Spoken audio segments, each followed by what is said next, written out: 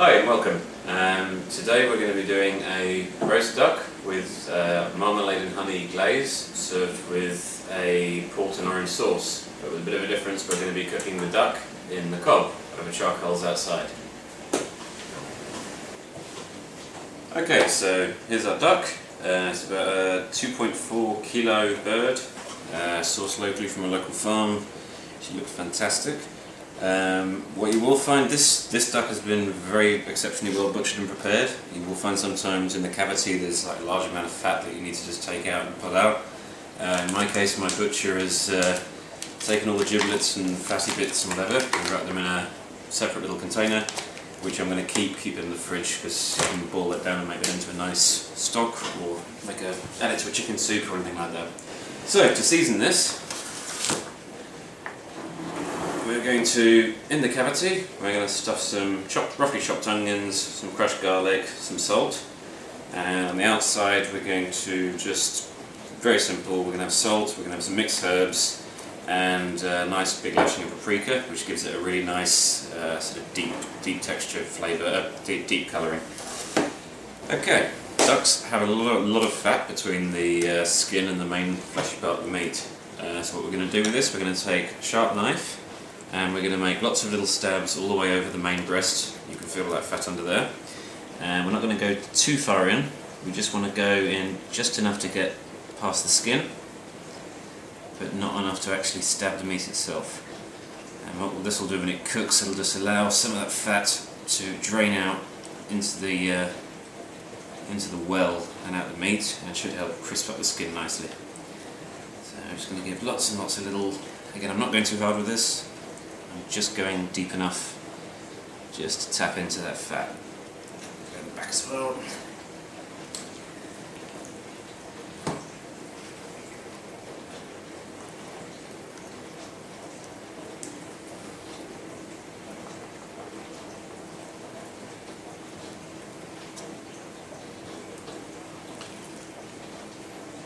Okay, excellent.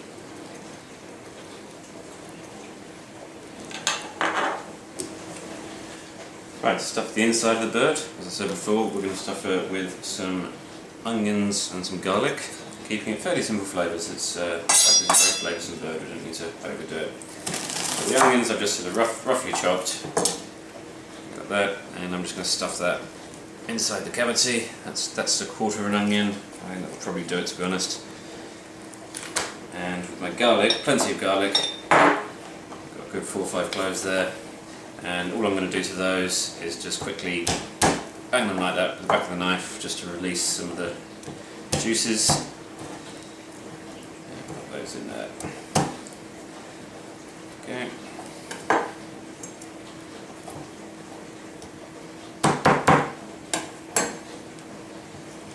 Perfect, so tuck that in and make sure she's well in there. Lovely. And next I'm just going to add a little bit of salt, just a good healthy pinch just to the inside, just to flavour it up in there.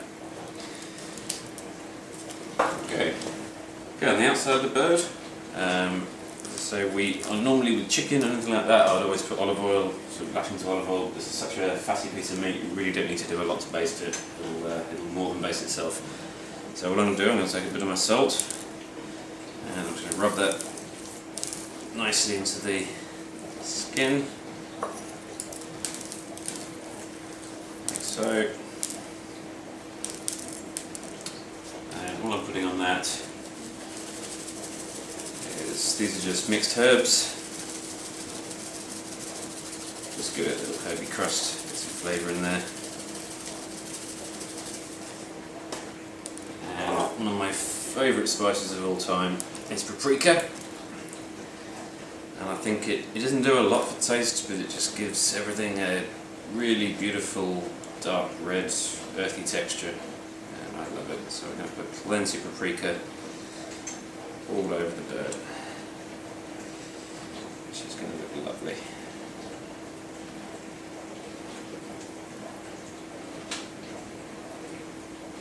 Okay.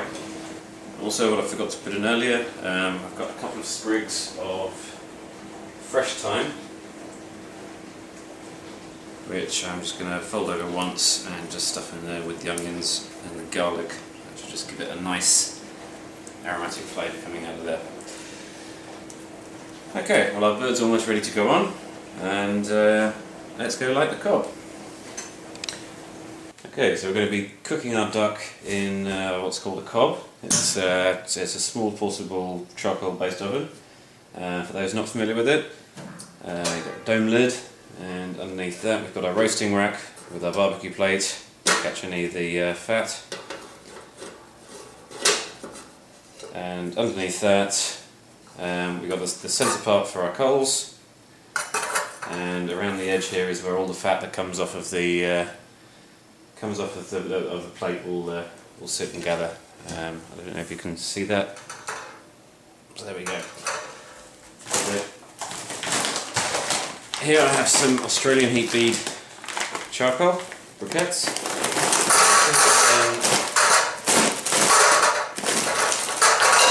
It doesn't take many briquettes at all to keep this going.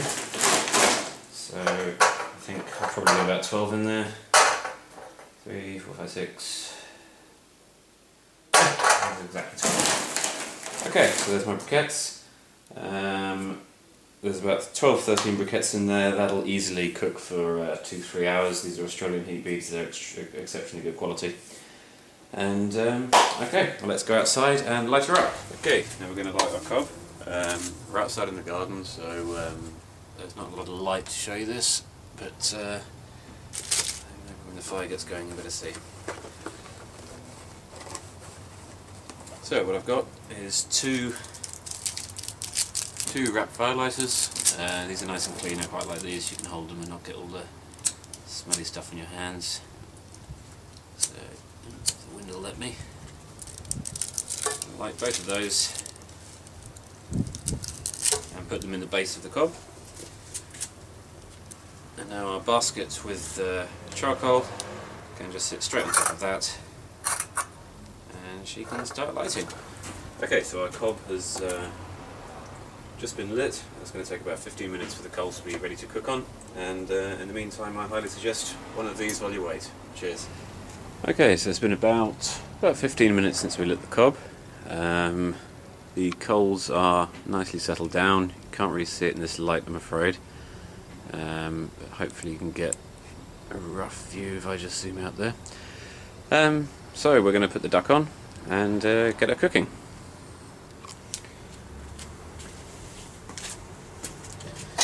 Main thing you want to be careful of is make sure when you're using firelighters, just make sure that all the firelighters burnt out before you put the food on, otherwise you've got those nasty flavours coming out.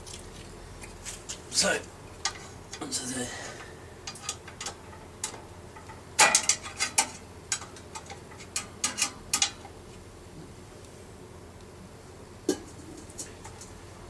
one thing you will notice, I've placed the duck on the roasting rack breast side down. I just want to let all that fat render nicely under there, and then after about an hour we'll turn her around and get the other side going. I've also done the seasoning I did on the top. I've also repeated on the bottom. I think I forgot to show you that. So we're going to put the lid on, and we're going to leave her alone for an hour to cook away. It's quite important that you do resist the urge to keep taking the lid off and having a look, because it will let the heat out. So I think a good solid hour before we touch her again. Lid on. And that's it. We'll be back in about an hour to see how she's doing.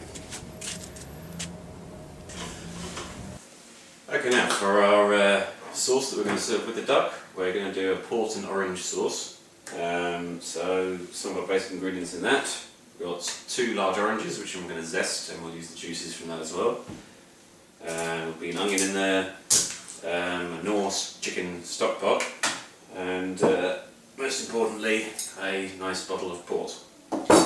Okay, so here we've got our ingredients chopped and ready to go in the sauce. Got some onions, got a little bit of garlic, and our orange zest we did earlier. And we're going to fire up a pan and get the sauce on go. Okay, so for my sauce, I'm going to take a splash of olive oil to a pan, reasonably hot pan, not too much. Okay, once the oil is nice and hot, I'm going to in my onions.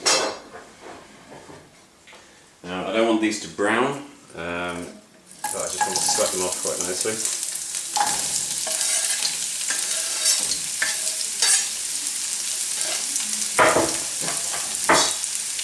So give these maybe 2-3 minutes, maybe a bit longer, just to soften up until they go to a sort of translucent colour. Okay, they've been cooking for a couple of minutes, so I'm now going to just add in my garlic.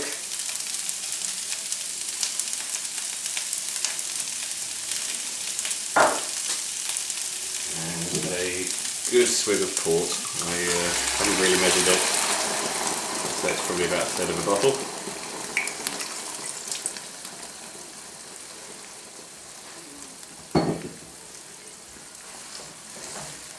Mix that around.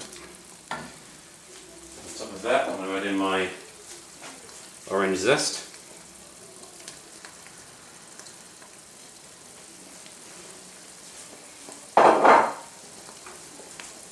Mix that in.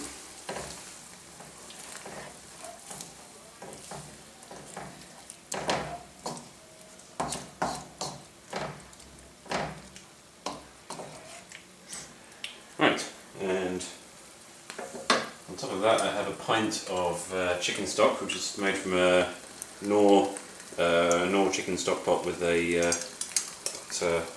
pint of boiling water. And I'm going to add that to the mix as well. Now we'll do, we'll let that away. I'm also just going to add a decent pinch of salt. Okay, and we'll let that cook away and reduce probably by about half, and then we'll add some more water and let it reduce again, and possibly some flour as well. Okay, in the meantime, the meat's been on for about 1 hour and a quarter, so I think we should go out and check how it's doing. Okay, so the meat's been cooking now for about 1 hour and 15 minutes, and I don't know if you can hear, but it's sizzling and spitting away in there. Got a beautiful smell coming off it, so we're just going to lift the lid, take a look, and turn her over as well. Okay, let's have a look. And she's looking good. Looking very, very good. So I'm just going to take my tongs and flip her over and start cooking the other side.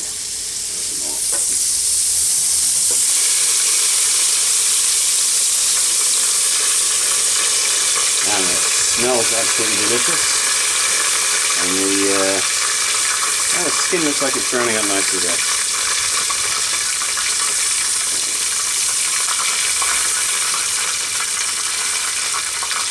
Okay, so what we'll do, we'll cook her a little bit longer on that side now. A little bit later on we're going to come out and we're going to give her marmalade and honey glaze, just to finish it off the last sort of 15 minutes of the cook. Okay, so put the lid back on. And we'll get back to our sauce. Right, sorry, one thing I forgot to mention. What I'm going to do first, remember I mentioned earlier that all the fat will render out of this and drip into the well. And it's duck fat, which is exceptionally good for roasting potatoes, so I'm not going to waste it. I'm going to take some of it out.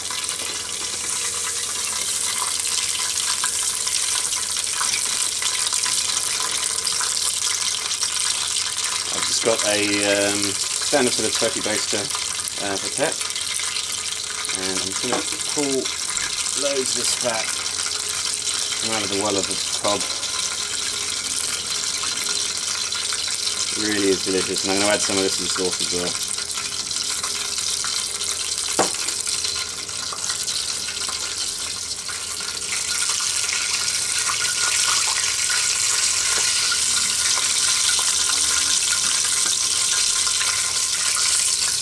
Absolutely loads of it to come out. Really quite delicious. Very, very hot. You'll notice I can actually hold the side of the cob on the rubber ring. The cob's actually totally cool on the outside. One of the nice design features about it. Okay, that's pretty much all the fat gone. So now I'm going to just replace the lid and get the bird back on her way again.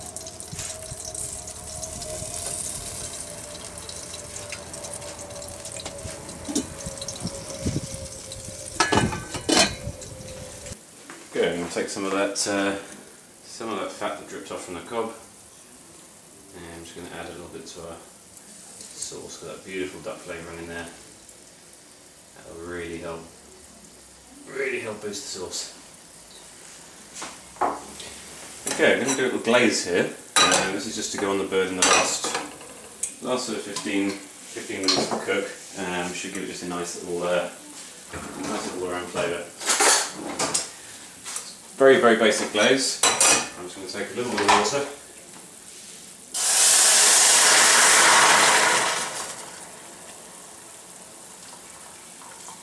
Not too much.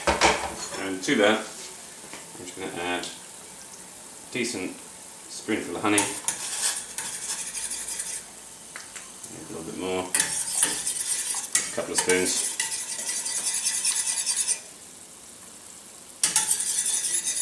Just until it takes in the water a little bit. And also a spoonful of marmalade. These are dessert spoons, so when I say a spoonful I'm sort of meaning a tablespoon, but I'm loading a bit more in. So I'm just going to leave that to cook down for a little bit, and we'll go glaze the bird with that. Okay, now returning to our main sauce. That's reducing down nicely now. It's been going for about 20 minutes I think. So what I'm going to do now is I've just got about half a pint of water mixed in with a couple of teaspoons of corn flour, and I'm just going to add that to the mix, and then we can let this reduce down a little bit more, and with the corn flour in there it should thicken up quite nicely as well. Okay, so my glaze is reduced now to a really nice sort of thick texture, and it's just ready to apply to the bird. So, okay, hi, we're about an hour and 45 minutes into the cook.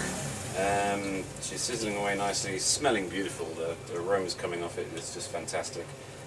What I've done, I've just decanted my my glaze onto a jug, and I'm just going to brush it onto the duck, just to give it a nice little finish. Okay, so let's see how she's doing. Ah, she's looking delicious. Absolutely delicious. So I'm just going to take some of my glaze and just gently brush it all over the breast. And what this should do is, you don't want to do this too early on in the cook, because it's the honey and the marmalade will burn. So about now is probably a good time. Okay, that's that done. I'm going to leave it another 15 minutes and then come and check on it, and we'll take the temperature and see how close to ready we are. Okay, so my sauce has been reducing down nicely now. It's got a very nice thick consistency. That's pretty much how I want it. So what I'm going to do now is I'm going to just decant that out and put that through a sieve.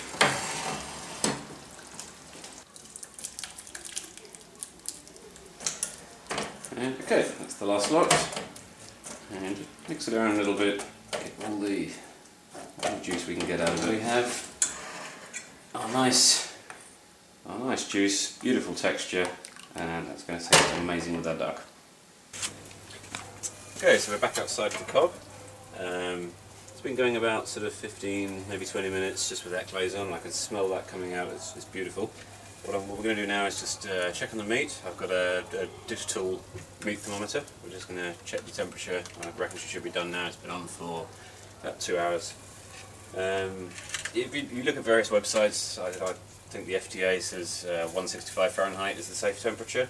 I like to cook mine just a little bit above that. It's very personal preference.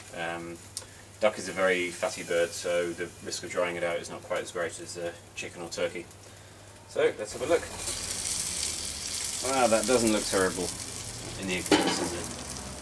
That looks absolutely beautiful. So what I'm just going to do is I'll take a couple of readings. You generally want the thickest part of the meat that's not on the bone, so the thickest part of the thigh.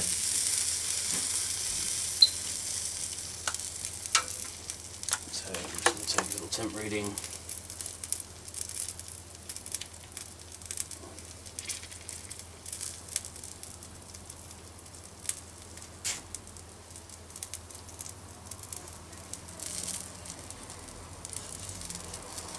And there you go, you probably can't see that, but that's showing I've got a 170 degrees in there, which is more than enough. When you take the meat off, it will the temperature will rise by probably another 5 to 10 degrees. What we'll do now is I'll take the meat off and I'll probably rest it for 15 minutes or so while we prepare all the other veg. Okay, so this is our duck fresh off the cob. I must say this is looking absolutely delicious. The smell and the little taste of that skin just now is absolutely delicious. So what we're going to do now is just wrap her up, give her about 15 minutes just to sit, and let the juices settle, and we can get on with serving the rest of the meal. Nice and tight in foil. Okay, well we've got the meat in, so what you'll notice is that these heat beads that we put on earlier, there's still plenty there, and they're still going really, really strong.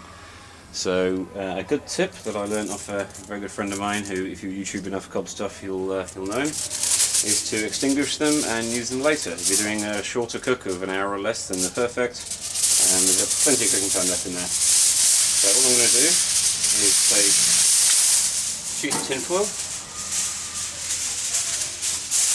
place that over the cob, like so,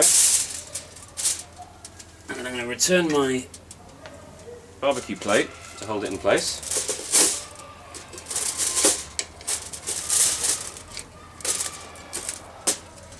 On top of that, I'm just going to put the lid, and what this will do is shut off all the air going through. Tuck the sides down. The cob has like ventilation holes just in the side there. So I want to tuck those down well, and basically just block all the airflow off. And when we come back after dinner, they should be nicely extinguished, and I can wrap them up in foil and use them again for another cook. Okay, thanks for watching my first solo YouTube video showing how to roast a duck with a honey and marmalade glaze and a port and orange sauce. I'm now going to serve up, and I'll leave you with a quick picture of the finished product. Thanks for watching.